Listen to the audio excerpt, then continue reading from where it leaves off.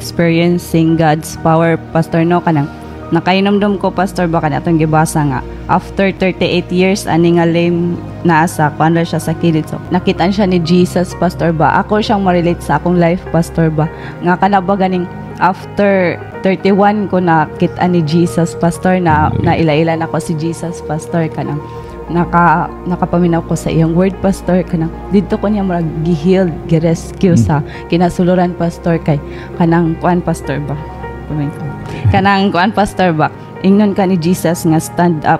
Ang ganahan si Jesus, Pastor, nga tanan nimong giagian sa imong life karon, Pastor, ganan siya nga mo stand up ka og mo walk ka through His word, Pastor, sa unsa iyahang kanang ikatudlo sa pulong, Pastor, dito ka sa pulong mag-base sa imong life dili sa kalibutan, Pastor. Divine intervention, Pastor, nga ganahan ang Ginoo nga dili ka magpabilin kung asa ka karon, ganahan siya nga thrive ka sa imong kinabuhi.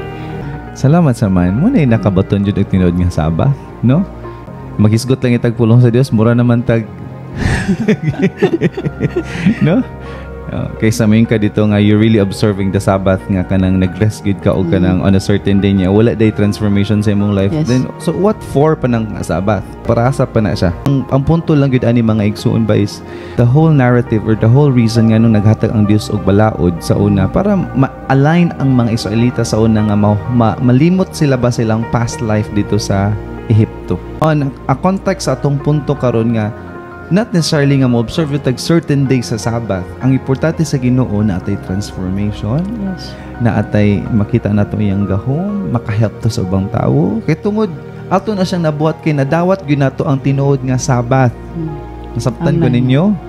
Kaya dili nimo na mabuhat kung kapoy kas kinabuhi. Kung kapoy kas kinabuhi, di ba, masigag lantaw sa ubang tao, sultihan tikaw. If your life is miserable, then you can also give miserable life to others. Sultihan tikaw. You cannot give what you do not have. Pero if you are truly rested sa imong kinasuluran, if you have truly received the rest or ang panabang sa Dios sa matag karon unya, munang makatabang ka sa uban. Munang tinuod nga Sabbath.